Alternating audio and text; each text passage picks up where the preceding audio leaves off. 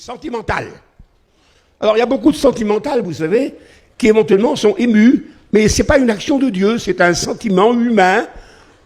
Ce que je souhaite, c'est que nous dépassions ce sentiment humain. Lorsque Dieu parle,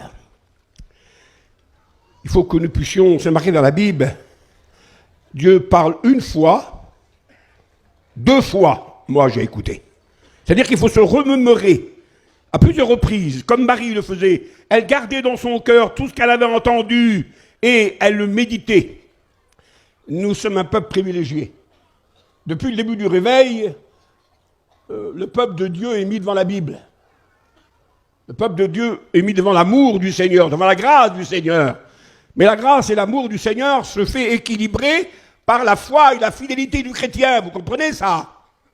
Par exemple, ce verset de l'apôtre Saint Paul qui nous explique et qui nous dit la grâce de Dieu, il y a de plus grand. C'est à cause de cela que nous existons, que nous sommes sauvés, que nous irons au ciel, qu'à la convention a lieu, les missions, l'action missionnaire et tout ce qui se passe dans la mission de nos églises. Eh bien, la grâce de Dieu en elle-même, je demande pardon, mon Seigneur, si je dis des mots de travers, elle ne s'en reste pas là. Je ne veux pas employer le mot, elle ne suffit pas. Ce n'est pas le mot que je veux employer, mais elle ne reste pas là. La grâce de Dieu nous appelle à renoncer au monde. Vous voyez? Lorsqu'on dit j'ai trouvé la grâce, ça veut dire que le monde est devenu notre ennemi, que le péché est devenu notre ennemi. Et nous renonçons au monde. Nous l'avons largement écouté hier par la parole de Dieu que Steve, au nom du Seigneur, nous a transmis. C'est donc l'équilibre de la foi. Je vous le dirai lorsque le temps sera venu. Nous sommes intéressés par la parole. Non pas pour connaître simplement. C'est important de connaître, c'est vrai aussi. Et ça ne nous gêne pas de grandir dans la connaissance spirituelle, évangélique de la Bible. Mais il faut qu'elle ait une portée de pratique, cette connaissance. Car connaître dans le cerveau, sans vivre ce que nous connaissons, fait de nous des responsables. Fait de nous des coupables. Nous nous rappelons la parole de Jésus lorsqu'il disait aux mauvais serviteurs. Et ce mot-là suffit. C'est pas la peine de connaître le dictionnaire Larousse. Jésus lui disait, tu savais. C'est rien ce mot-là. Mais ça veut tout dire. Ça renferme tout. Ça responsabilise tout le monde. Tu savais. Et le mauvais serviteur, la tête basse, a dit, oui Seigneur, je savais. Et les conséquences négatives et tragiques, vous les connaissez de l'évangile de Matthieu, chapitre 25, par rapport à la pratique de la foi. Et, vous voyez, c'est la pratique de la foi, la fidélité du service, de l'action. Je démarre, je vais vous lire la Bible tout de suite, mais je démarre parce que je vais citer 2-3 fois la vérité. Qu'est-ce qu'il y a de plus beau que l'amour? Rien n'égale l'amour. La plus grande de toutes les choses, c'est Paul qui l'enseigne dans 1 Corinthiens 13, la plus grande de toutes les choses, 1 Corinthiens 13, 8, pardon, c'est l'amour. Parce que l'amour, c'est Dieu. Et qu'est-ce qu'il y a plus grand que Dieu? Rien. Car Dieu est amour. Alors on ne peut pas dépasser Dieu. La plus grande de toutes les choses, c'est l'amour. L'amour qui ne périt jamais. Verset 13. Et pourtant, l'apôtre Saint Paul et le Seigneur Jésus et l'ensemble des Écritures nous dit que l'amour, elle doit être accompagnée ou doit se lier. Elle doit former un lien, une unité avec la vérité. Parce que l'amour sans la vérité, c'est faux. Ou la vérité sans l'amour, c'est faux aussi. Il y a plein de frères et sœurs, et je ne veux pas condamner ce matin, Dieu nous a appelés à nous bénir. Et comme il a été dit, Jésus nous a ordonné, à travers le moyen d'un de ses serviteurs, Jude, le frère de Jésus, le petit livre avant l'Apocalypse, là, sauvez-les en les arrachant du feu. Jésus n'a jamais écrasé ceux qui tombaient. Il leur a tendu la main. Et c'est ce que les serviteurs de Dieu doivent faire, et les chrétiens aussi doivent faire. On n'a pas à se réjouir de la perte de quelqu'un, on doit pleurer. Mais on doit prier pour la foi de ce frère ou cette sœur. Alors l'amour, oh c'est beau, Jésus, maman, la chupenne, comment va? Mais l'amour, si elle n'est pas liée à la vérité, c'est de la faiblesse. Parce qu'elle ferme les yeux. Elle supporte, elle excuse tout. Oh, regarde, c'est rien ça. Moi je fais l'amour. Au début du réveil, vous ne les avez pas connus, vous. Enfin, je ne sais pas, moi, quelques anciens peut-être. Je ne cite pas les noms, excusez-moi, c'est pas la peine de gêner les frères. Ils sont en plus, je pense qu'ils sont auprès du Seigneur, ces frères-là. Deux frères serviteurs de Dieu dans la chair, qui exerçaient un beau ministère. Il y en a un qui disait, moi je suis le disciple de l'amour. Moi je pardonne tout. Vous voyez, il prenait la place de Jésus, lui. Je pardonne tout, j'excuse tout, rien n'est grave, il y a toujours... Voilà, c'était le disciple de l'amour. L'autre, son frère, c'était... moi je suis le disciple de la vérité, il se disait. Moi, dès qu'il y a une faille, j'interviens. Alors l'amour, elle embrasse la saleté. La vérité, elle coupe la tête, elle coupe la tête. C'est dangereux, les deux sont dangereux lorsqu'ils sont séparés. Quelqu'un qui est amour, mais qui n'est pas vrai, c'est un danger dans la mission. Quelqu'un qui est vrai, mais qui n'est pas amour, c'est un danger dans la mission. C'est un danger dans l'église. Mais l'amour dans la vérité, c'est l'équilibre de la foi. Je t'aime, mon frère, mais c'est pas bien ce que tu as fait. J'ai la vérité, mon frère, je te dis ce que je dois te dire, mais je t'aime parce que Dieu veut te sauver. Il faut que nous puissions vivre notre foi dans l'équilibre de la vérité dans l'amour, ou de l'amour dans la vérité. On m'a demandé le titre, j'ai dit le titre du texte que vous avez à la disposition. Nous le lisons maintenant dans le psaume 12, et c'est le verset 2. Un cri d'alarme de David. Il a été question de David hier, reprenons-le encore aujourd'hui, juste dans ce verset, et ensuite on discutera. Un cri d'alarme du grand serviteur de Dieu, l'homme selon le cœur de Dieu, David, qui s'écrie à l'Éternel avec ferveur, puissance, onction, vérité, amour. Et il dit au verset 2 du psaume 12, « Sauve, Éternel, car les hommes pieux, pieux c'est foi fidèle. Les hommes pieux s'en vont, ils nous quittent, et les fidèles, ils disparaissent parmi nous. Car on se dit des faussetés les uns envers les autres. On a sur les lèvres des paroles flatteuses, mais on parle avec un cœur qui est double. Dire oui à lui qui présente sa version et dire oui à lui qui présente une autre version mais qui sont contradictoires, eh bien c'est pas de l'amour, c'est pas de la vérité, c'est de l'hypocrisie. Vous comprenez? Quelqu'un qui me présente du bleu, je ne dois pas dire c'est du noir, je dois dire c'est du bleu, mon vieux. Quelqu'un qui me présente du noir, ben je dis c'est du noir. Enfin, je devrais le dire c'est du noir. Et je ne me prends pas en exemple. Non, l'exemple restera notre sauveur, tout simplement. Un cri d'alarme. Les fidèles disparaissent. Qu'est-ce qu'il nous restera? Que des membres? Il nous restera que des inscrits sur le registre de vie et lumière? La mission contient tant de milliers de monde, de personnes. Parce que nous ne nous inscrivons pas les fidèles, nous inscrivons les membres dans nos églises. Chaque église sait à peu près combien il y a de personnes. Moi j'ai 120, 130, moi j'en ai 200, mon frère. Les pasteurs, bon, c'est pas pour faire un calcul de personnalité, bien sûr. Tandis que dans le ciel, il n'y a pas de nombre qui est compté. C'est la fidélité qui est comptée. Lorsque le Seigneur fera l'appel, il ne dira pas « Viens le millième 03 ». Viens le 500 millième 04. Ça ne sera pas inscrit comme ça dans la Bible. Le même mot sera dit à tout le monde. Le même mot sera dit à tout le monde. Viens, bon et fidèle serviteur. Il n'y a pas de numéro parmi nous. Il n'y a pas de numéro 1 et numéro 2. Il n'y a que des hommes et des femmes qui aiment leur Dieu. Des hommes et des femmes qui sont fidèles. Et parce qu'ils sont fidèles, ils sont vrais. Et parce qu'ils sont fidèles, ils sont droits. Malheur à celui qui appelle le mal bien ou le bien mal. Au début, on ne savait rien, la grâce nous suffisait. Et elle nous suffit encore. Et elle nous suffira jusqu'au jour de l'enlèvement. Car sans la grâce, on n'est rien, on perd tout. Mais est venu se rajouter à la grâce la maturité de la foi. Un enfant qui vient au monde, ben il a un jour, excusez-moi l'expression, dans le respect que je vous dois, ou même 2 heures si vous voulez. Il ne différencie en rien de vous tous, là, et de moi.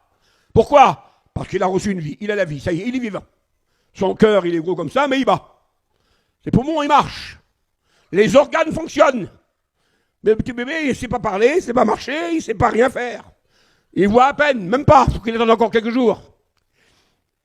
Il n'a pas de maturité, le petit bébé, là. Mais il a la vie.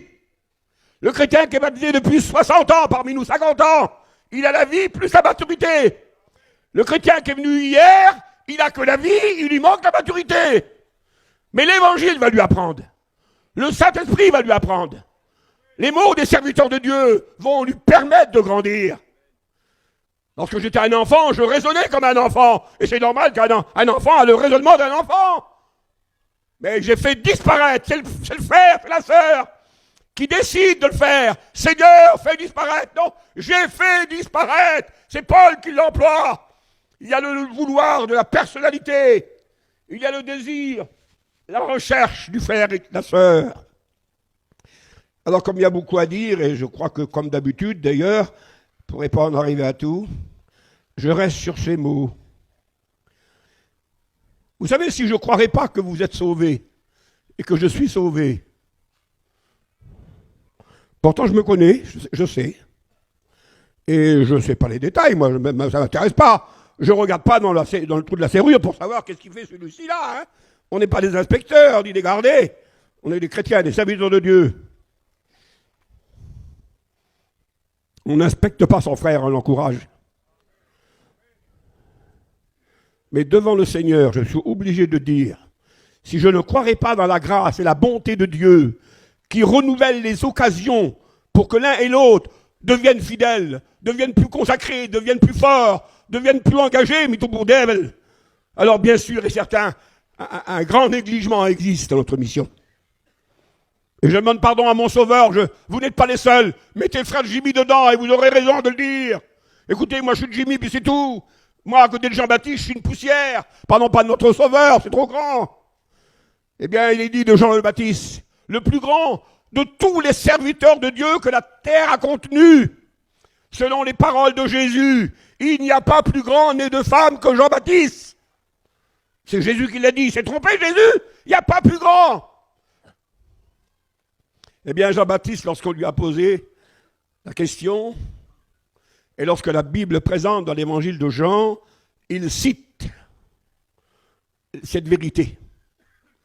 Il y eut un homme, il met le monsieur en avant, il met l'expression homme en avant, ou l'expression femme en avant. Et homme et femme, on sait ce que ça veut dire. Ça veut dire que c'est encore des terriens, des terrestres. Et que l'homme et la femme, c'est la chair, qui a toujours le combat contre l'esprit, et qui est toujours attirée par les choses de la vie. Parce que la chair, elle ne se convertira jamais, elle. Jamais elle aura envie d'être consacrée. Alors il y eut un homme, c'était un homme, comme vous et comme moi. Élie était un homme de la même nature que nous. Là, il parle de la nature humaine. Vous voyez, c'est pour présenter qu'il était limité comme nous. Ou que nous, je préfère dire qu'il était limité comme nous que de dire que je suis limité comme lui. Parce que c'était un géant de la foi, le monsieur. Il eut un homme envoyé de Dieu. C'était sa mission qui était saine. C'était sa mission qui était glorieuse. C'était pas le monsieur. Parce que le monsieur était un homme. Mais c'est la mission que Dieu lui a confiée, qui est notée dans la parole de Dieu. Vous êtes des chrétiens, mais vous êtes des hommes et des femmes. C'est la foi qui vous a été transmise qui est importante.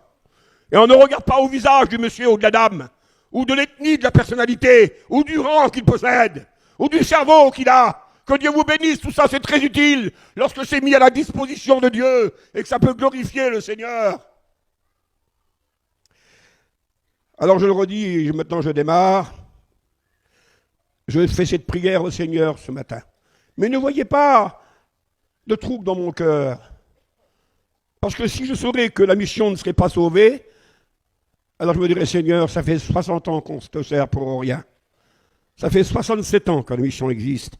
Que Dieu a fait le premier miracle parmi nous en 50. Et depuis tout ce temps-là, on sera à nos réunions, on viendra à nos conventions, on irait œuvrer dans le monde, on donnerait nos offrandes, on prierait, on passerait des nuits de prière pour certains, des jeunes, et puis éventuellement, à la fin du compte, on ne serait pas sauvé. Mais à quoi ça servirait tout cela?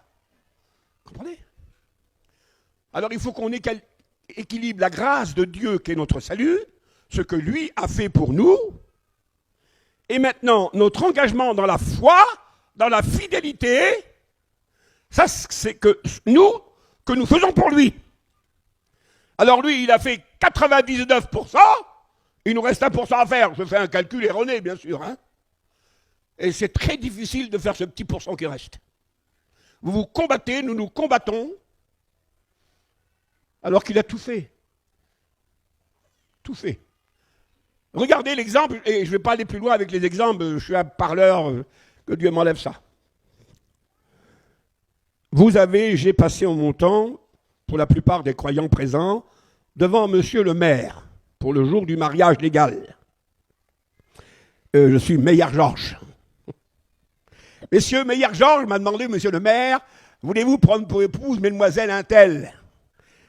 Elle s'appelait Thérèse Vintrestin. Et j'ai répondu, oui, monsieur, je le veux. Je le désire.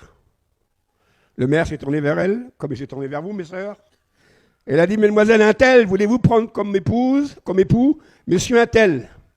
Si elle aurait resté muée, la petite dame là, et qu'elle n'aurait pas dit un mot, eh bien, il serait encore dans le monsieur le maire, en squelette, mais il ne serait pas marié. Parce qu'il fallait dire juste un mot.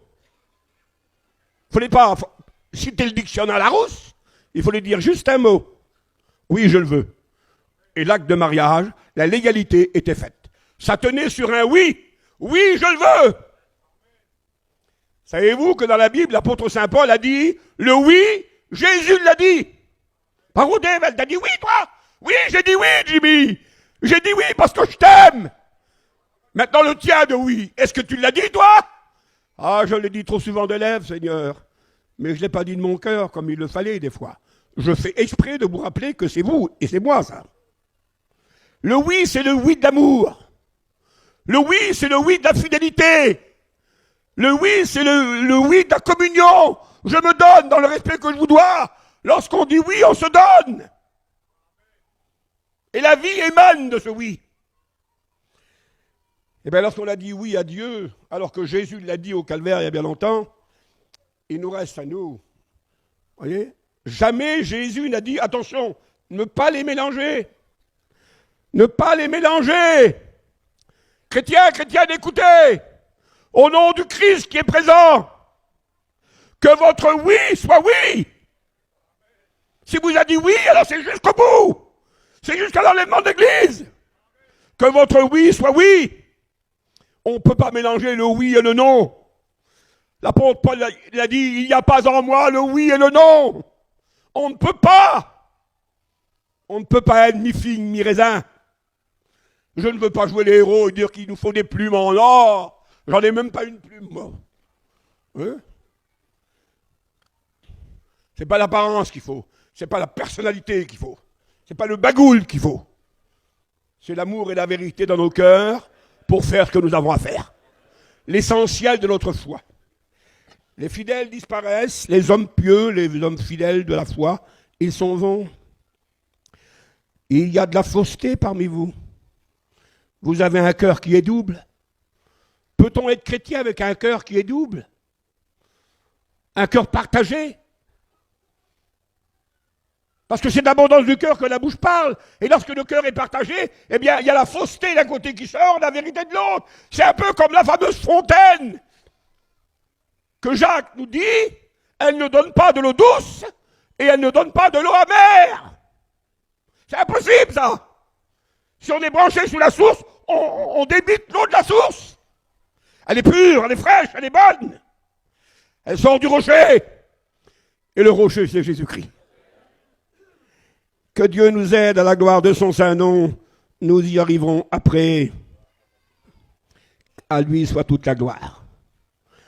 Les frères qui dirigent la mission avec moi et les copains, les serviteurs de Dieu sont les conseillers généraux de cette mission, car en vérité, l'autorité suprême de la mission, parlons pas de notre sauveur, c'est le patron. Parlons pas de l'écriture, c'est la règle. Mais des décisions, c'est la direction, avec les prédicateurs, qui éventuellement orientent les décisions générales de la mission. Mais qui est fondée sur une vérité, je pense, je crois, il semble, on dit, lui il l'a dit. Tout ça, vous allez le mettre dehors à partir de ce matin. Vous allez simplement dire, Jésus l'a dit, l'Écriture le confirme. C'est ça votre foi. Écoutez, je ne suis pas l'apôtre Saint Paul, loin de là. Mais c'est pas grave. Ah ben, c'est pas grave, dommage pour moi, par ici, non. On a contrôlé l'apôtre Saint Paul. Pas possible. Ah ben oui, on l'a contrôlé. On va voir si tu dis vrai, Paul. Tu t'appelles Paul, tu as un grand nom, tu es le grand maître de la connaissance. Mais à Bérée, lorsqu'il prêchait, les Béréens, c'était le nom des gens de la ville de Bérée, ils examinaient. Attends, Paul, t'as dit ça, toi? On va voir. Ah oui, c'est marqué. Oui, alors on l'accepte. T'as dit ça, Paul? Attends, on va voir. Ah oui, c'est marqué, on l'accepte. Si Paul aurait dit autre chose que la Bible, on le refusait. Même si c'est l'apôtre Saint Paul. Si quelqu'un disait Jésus vient à vous, avec un autre évangile, un autre message, qu'il soit, Jésus est fort, hein? Ouh là là, sauveur. Qu'il soit maudit. Parce que anathème, en grec, veut dire maudit, mon sauveur que j'ai dû. Vous savez, notre sauveur Jésus, la gloire lui appartient, injurié, il ne rendait pas d'injure. Menacé, il ne faisait pas de menaces. Il endurait pour lui. Mais lorsqu'un jour l'apôtre Saint-Pierre a écouté Jésus dessiner le calvaire devant lui et qu'il allait mourir à la croix, l'apôtre Pierre l'a compris ça. Et tout de suite il a réagi. Il est gentil. Quel homme que cet homme-là. Maman! Ah non, Seigneur, tu ne m'offriras pas quand même. Ah non, je ferai tout pour que ça se fasse le contraire. Voilà au moins un disciple d'amour. Voilà au moins un disciple de compréhension. Jésus ne l'a pas flatté. Il a dit, regarde-moi, Satan. Les mots que tu dis ne viennent pas de Dieu, viennent du diable. Vous voyez, lui croyait bien faire sentimentalement. Le sentiment ne remplacera jamais la vérité, mes frères. Et c'est pas en essayant de prendre parti pris avec des bons sentiments qu'on fait la vérité. Et quelqu'un qui vous détournerait du calvaire demain, ou qui me détournerait du calvaire demain, le calvaire c'est la mort du corps, le calvaire c'est l'obéissance, le calvaire c'est la consécration, c'est l'amour de Dieu dans notre cœur qui donne sa vie pour ses frères. Et si quelqu'un vous détournerait du calvaire, il ne faut pas dire maman qu'il est gentil celui-là, il m'empêche de me consacrer. Mais avec la grâce de Dieu, je ne vous dis pas de dire les mots de Jésus, moi, hein, je vous laisse à vous l'appréciation de tout le reste. Mais ce frère-là ne jouera pas le rôle de Dieu. Cette sœur-là ne jouera pas le rôle de Dieu. Pourquoi tu veux te consacrer, mon frère? Regarde l'autre là-bas, regarde lui, regarde elle. Ils font tous pareil. Alors tu sais, t'es pas plus, t'es pas moins, toi, hein? C'est vrai que ça se dit souvent chez nous, ça. Mais ça, c'est pas le langage de Dieu. N'évitez jamais quelqu'un qui a envie de prier. Ne le détournez pas. Ne détournez pas quelqu'un qui a envie de se consacrer. Ne détournez pas quelqu'un qui a envie de vivre la vérité de Dieu, l'amour de Dieu. Au contraire, si vous ne comprenez pas, en tous les cas, encouragez-le, mais ne l'empêchez pas, parce que vous ferez l'œuvre du diable. Et nous ne sommes pas là pour faire l'œuvre du diable, mais pour faire l'œuvre de Dieu. Alors il y a la règle. La règle. Ça ne peut pas faire autrement. Qu'est-ce qu'il faut faire, Jimmy, pour baptiser quelqu'un? Attends, on va vérifier, mon frère. Les enseignements sont là, et on vérifie. L'école biblique sert à ça, en plus. Eh bien, il faut se repentir. Il faut se convertir. Et puis, le Seigneur nous fait naître de nouveau. C'est la règle. Il n'y a pas de nouvelle naissance, il n'y a pas de repentance, il n'y a pas de conversion. Et s'il n'y a pas de conviction de péché, que le Saint-Esprit fait dans nos cœurs auparavant. Vous voyez, il y a un petit chemin à suivre pour aboutir à la réalité du salut. Et ce n'est pas comme ça un mot qui va suffire en soi-même. Il y a un règlement. Je l'ai dit 1000 fois, ça sera la 1001e fois que je le dirai, mais ça ne me gêne pas du tout. Les élèves sont là d'ailleurs, pour la plupart. Lors d'un cours, un jour, j'ai appelé un élève chevronné, parce que moi je ne suis pas un intellectuel. Et c'est pas grave. Dommage pour moi, bien sûr. Si je parlerais l'anglais, le chinois, le javanais, le latin, ça serait peut-être mieux. Ça serait peut-être mieux pour mon cerveau. Mais je ne sais pas si ça serait mieux pour mon âme. Enfin, la science, si elle est derrière Jésus, elle n'est pas dangereuse. C'est lorsqu'elle est devant Jésus qu'elle est dangereuse. Comprenez ça? C'est lorsqu'elle dépasse le spirituel qu'elle est dangereuse. Alors j'ai appelé ce garçon, j'ai dit, viens au tableau, mon fils, et fais-moi un trait sur le tableau. Essaye de le faire le plus droit possible, s'il te plaît. Et croyez-moi que c'était pas n'importe qui, le petit monsieur. Hein. Alors il a pris la craie, il s'est efforcé, et il a fait un droit. Mais lorsqu'on le regardait, les élèves l'ont vu, je l'ai vu, il y avait des petites variantes, vous voyez. C'était pas la perfection. J'en ai appelé un deuxième, un troisième, ils ont fait tous leurs efforts, les braves petits garçons, mais c'était à quelque chose près la même chose. À côté d'eux, par rapport à l'intellectualité qu'ils avaient et à la science, j'étais un enfant de cœur. Mais j'ai dit à un garçon, donne-moi ta règle, mon fils. Plusieurs l'étaient là, parce que j'ai répété ça plusieurs fois. J'ai pris la règle du garçon, je l'ai mis sur le tableau. J'ai pris ma craie et j'ai fait un trait sur la règle. J'ai enlevé la règle, le trait était droit comme un cierge. Qui c'est qui a fait que j'étais droit? C'était pas ma capacité, je ne pouvais pas le faire, moi j'aurais fait que des zigzags. Mais la règle m'a permis de rester droit. Mes frères et sœurs, au nom de Jésus, vous voulez être droit avec le Christ? La règle de doctrine. Les points de vue, je pense, je crois, il faut les mettre dehors de la mission. Il faut que nous restions sur la règle.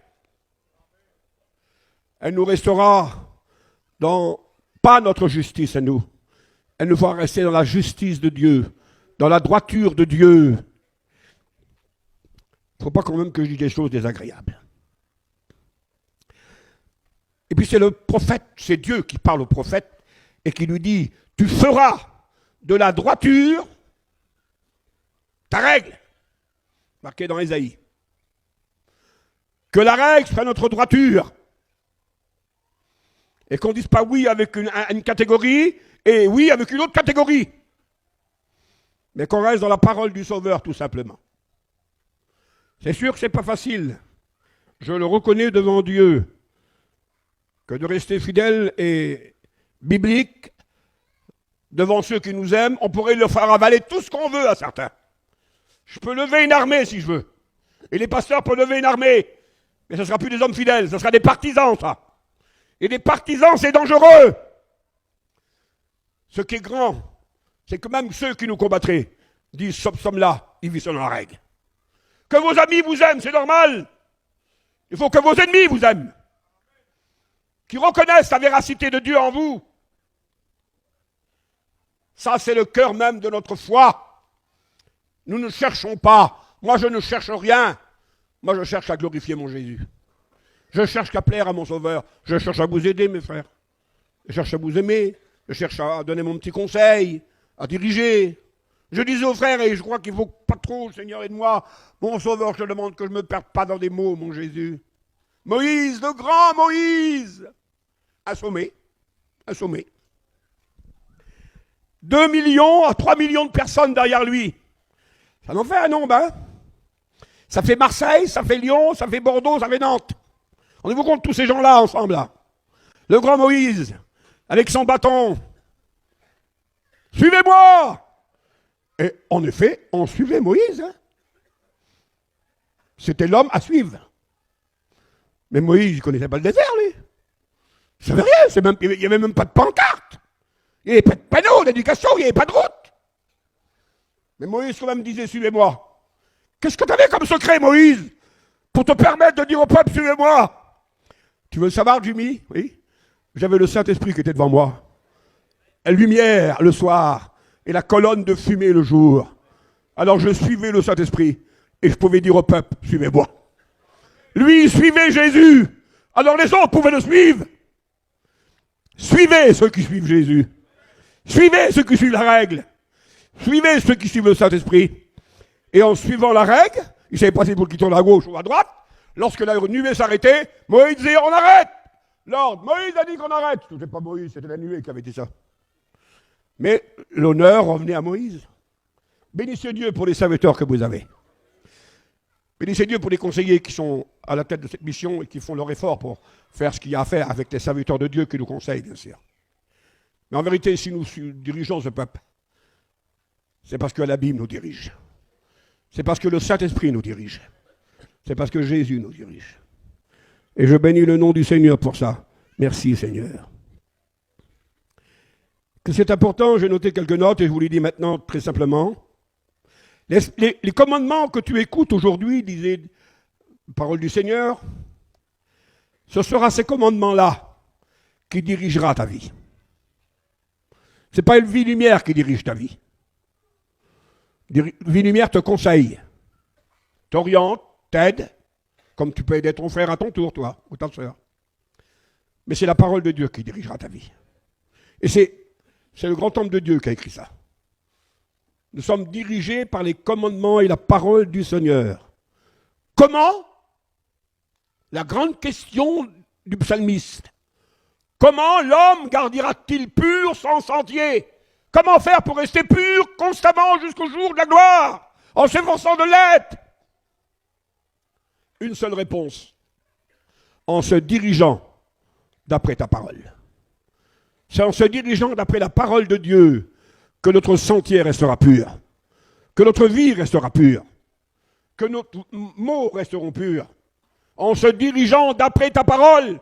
Et si ce ne serait pas la parole de Dieu qui dirige la mission, il y a longtemps qu'elle serait morte, cette mission-là. Avec toutes les désordres, les conflits, les misères, les découragements et tout ce qu'on veut. Mais dans notre faiblesse, notre Dieu dirige notre mission. La parole de Dieu dirige notre mission.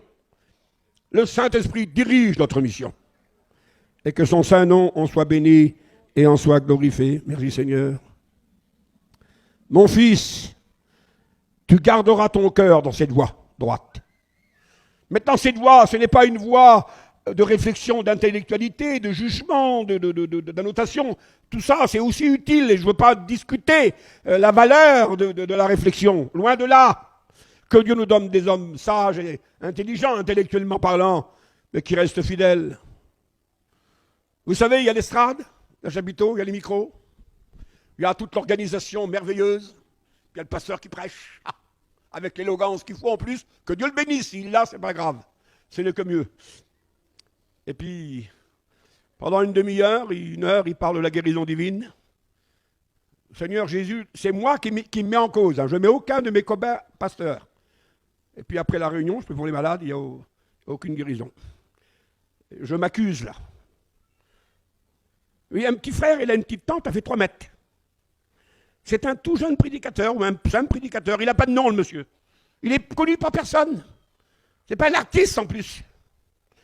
Mais il prêche aussi la guérison divine. Oh, il va la prêcher beaucoup moins bien que moi. Tant pis s'il vous choque. Il balbutiera. Mais lorsque le malade viendra et qu'il lui apposera les mains, le malade sera guéri. Qu'est-ce qui fait la différence? C'est le résultat. La parole est importante et il faut la dire, la parole. Et il ne faut pas la négliger. Elle existe. Prêcher l'évangile, nous disait le Seigneur. Donc il faut le faire. Mais le résultat est beaucoup plus important. Il faut qu'il y ait du résultat dans notre vie et non pas simplement de la compréhension intellectuelle. Je sais que vous aimez la Bible et vous êtes là, à toutes les réunions, nombreux, et je bénis le Seigneur. C'est ça la vérité de la parole du Seigneur. Merci mon Dieu. Écoutez, je crois que je vais laisser de côté cette page avec votre accord, parce que sinon, je ne resterai que là-dessus. Alors j'en arrive ici maintenant avec ce mot-là. Les fidèles sont en voie de disparition. Ce n'est pas le nombre qui est en voie de disparition. C'est les fidèles, c'est dangereux. C'est dangereux lorsqu'un fidèle disparaît, parce que c'est lui qui maintient. Le fidèle ou la fidèle, c'est lui qui maintient l'édifice. Enlevez un de ces 6 maintiens du chapiteau et vous verrez demain, le chapiteau ne s'écroule pas. Parce que c'est un moyen de force pour maintenir l'équilibre. La masse des chrétiens sont dans le cadre, mais il y en a qui sont appelés dans la Bible des colonnes. L'apôtre Galate, Paul, présente certains serviteurs de Dieu comme des colonnes qui soutiennent. Les chrétiens sont appelés par l'apôtre Pierre comme des pierres vivantes. Et ils sont très utiles parce que il ne faut pas qu'il y ait un trou quelque part, il faut que Pierre soit sur Pierre. Maintenant, la pierre n'a pas à dire au maçon, moi je ne veux pas être là en bas, je veux être en haut. Il ne faut pas choisir la pierre, elle. C'est le maçon qui décide où la mettre. Ne choisissez pas une place. Laissez Dieu vous mettre à la place qu'il veut. Laissez Dieu vous placer comme il veut. C'est lui le maître, nous sommes que l'instrument. Le plus beau violon du monde ne donnera aucun son si un virtuose n'en joue pas dessus. Il faut qu'il y ait quelqu'un qui joue dessus. Et qu'est-ce qu'a dit le Seigneur sur Paul? Cet homme est un instrument, c'est pas le maître. Il joue pas sur lui-même, l'apôtre Paul. Il est entre les mains du Seigneur qui sort du violon les harmonies nécessaires. Ou de la guitare, ou tout ce que vous voudrez. Alors je vais vous terminer avec... terminez pas maintenant, hein, vous avez le temps encore. Hein, avec ce mot-là. C'est l'apôtre Saint Paul qui le dit. Tite 2, 9 et 10. Dit aux serviteurs à se montrer toujours d'une façon parfaite, fidèle, en toutes choses, afin que le nom de Dieu et sa doctrine ne soient pas déshonorés. J'ai pensé, fidélité, quel beau mot, Seigneur. Mais fidélité tout seul, sans qu'il y a ce qui va avec, qu'est-ce que la fidélité nous fait faire? Eh bien, la fidélité nous fait faire avoir un bon témoignage. Elle nous fait honorer Dieu. Elle nous fait honorer la doctrine. Parce que si vous dites, je suis fidèle, frère, mais Dieu n'est pas honoré dans ma vie, la doctrine n'est pas honorée dans ma vie, eh bien, ce mot fidèle, tu peux le foutre dehors, il ne sert à rien. Ce mot fidèle ne sert que si Dieu est honoré. Que si la doctrine de Dieu est honorée. Et Paul dit, tu diras ça à tous les jeunes serviteurs. Tu le rappelleras au frère Jimmy aussi, hein. Je ne sais pas si j'ai le droit de vous dire ce que je veux vous dire. Le problème pour moi, c'est que je connais ce verset. Et c'est parce que je le connais que je suis responsable. Celui qui ne connaît rien, ben, on ne peut pas lui demander, mon frère, mais je ne sais pas, mon frère, moi. Mais celui qui sait, comme l'a dit le texte tout à l'heure, je savais, il devient responsable de ce qu'il sait et qu'il ne fait pas. Dieu ne mettra jamais 100 kilos sur le dos d'un enfant de 5 ans. Il ne peut pas le porter. Alors Dieu qui est sage ne le fera jamais. Mais sur les épaules d'un homme robuste ou d'une femme robuste, il pourra certainement mettre un poids plus lourd, beaucoup plus lourd. Peut-être moins que 100 kilos, mais lourd. Parce que si Dieu le fait, c'est qu'il sait qu'il peut le supporter. Si Dieu vous demande quelque chose de dur, c'est parce qu'il sait que vous pouvez le faire. Sinon, il ne vous le demande pas. Vous comprenez bien? Si Dieu nous demande de pardonner, c'est parce qu'il sait qu'on doit le faire et qu'on peut le faire. Si Dieu nous demande d'aimer, c'est parce qu'on doit le faire et qu'on peut le faire. Si Dieu nous demande de nous consacrer, c'est qu'on doit le faire et qu'on peut le faire. Sinon, Dieu ne nous le demanderait pas. Alors la fidélité, c'est le mot de base. Il est beau, il est rêveur. Oh, je rêve, je rêve. Mais ça veut dire quoi être fidèle, Paul? Eh bien, ça veut dire avoir un bon témoignage, Jimmy, et d'honorer la parole de Dieu, d'honorer ton Dieu. Chrétien fidèle, ne gardez pas que le mot en lui-même. Mettez ce qui va avec. Rajoutez ce que l'Évangile nous permet de rajouter. Le deuxième mot. Et ce texte est formidable. Psaume 20, verset 6. Un homme fidèle, on peut le mettre au féminin, parce qu'il est question d'église, et dans l'église, il n'y a pas que des hommes, il y a des femmes. Et l'homme et la femme, ce sont des croyants, des chrétiens, à ce niveau-là, ils sont coégaux. Alors, un chrétien fidèle, qui le trouvera? Seigneur, c'est pas possible. Même du temps ici de David, 1000 ans avant Jésus-Christ. Ça fait 3000 ans de chez nous, là. Il y avait déjà la question qui était posée. Les fidèles disparaissent. Et où trouver les fidèles maintenant? Où est-ce qu'on les trouve? Ben, on les trouve dans l'Assemblée, ils sont ici. Eh bien, là, David est obligé de dire que dans le peuple d'Israël, qui était le peuple de Dieu, le peuple qui a vu la mer s'ouvrir devant eux, le peuple qui a vu la manne descendre devant eux, le peuple qui a vu le rocher donner son eau, ils ont vu tous les miracles, quoi. Eh bien, ils n'étaient pas tous fidèles. Dans le sens qu'ils n'honoraient pas tous Dieu. Ils ne glorifiaient pas tous la parole de Dieu. Où est-ce qu'on va trouver les fidèles? Ah, ben, il faut aller en Amérique, mon frère Jimmy. Parce qu'en Amérique, apparemment, les chrétiens sont fidèles. Comment? Mais alors la France, alors? Et les Manouches, les Sinti, les voyageurs, les Roms, les Yéléniches. C'est pas demander qu'aux Chinois d'être fidèles. C'est pas demander à quelques grands noms de personnalités. C'est demander à l'Église de Jésus-Christ. Un homme, une femme fidèle, est-ce qu'il y en a encore? Est-ce qu'on peut encore en trouver dans Vie et Lumière? Moi, je réponds au nom du Seigneur. Seigneur Jésus, c'est moi Jimmy qui te parle. Nous avons nos faiblesses. Nous avons nos combats. Nous avons nos problèmes. Nous avons nos soucis. Mais tu sais que nous voulons être fidèles. Vous dites pas Amen? Un fidèle, c'est pas un ange qui a des plumes en or devant nous, qui apparaît et disparaît. L'apôtre Paul écrit et dit, dis aux fidèles d'Éphèse. Tiens, c'est dans l'église d'Éphèse qu'il y avait des fidèles. Dis aux fidèles de Colosse. Tiens, c'est dans l'église de Colosse qu'il y avait des fidèles. Ça veut dire dans les assemblées. Ça veut dire dans la mission. Vous comprenez? Dans le sens d'obéir à la parole du Sauveur, bien sûr. Et de rien d'autre. Je continue. C'est moi qui est en cause, là. Jimmy? Ah, ben, je suis en cause pour tout, attention, hein. Je ne vais pas me démarquer de tout, hein. Mais là, Seigneur, tu parles pour moi, là, Baron Devel. Ça, tu parles pour moi. Serviteur de Dieu, Dieu parle pour vous. Membre de la direction, Dieu parle pour vous. Candidat au ministère, dans la préparation au divin service, Dieu parle pour vous par priorité. Les chrétiens sont considérés, mais d'une façon un peu différente. Écoutez ce que dit le texte de la parole du Seigneur. C'est dans le Proverbe 13, 17. Un messager fidèle, un porteur de la parole. Un messager, c'est un serviteur de Dieu. C'est un prêcheur, c'est un témoin de l'évangile. Un messager fidèle, oh, c'est beau. Il a le message, il est fidèle. Mais qu'est-ce qu'il faut maintenant? Eh bien, s'il a le message et qu'il est fidèle, il aura le résultat. Un messager fidèle apporte la guérison. Vous voyez, il y a le messager, il y a la fidélité, il y a le résultat, la guérison. Ou la bénédiction, ou la délivrance, ou toutes sortes, ce que vous voulez.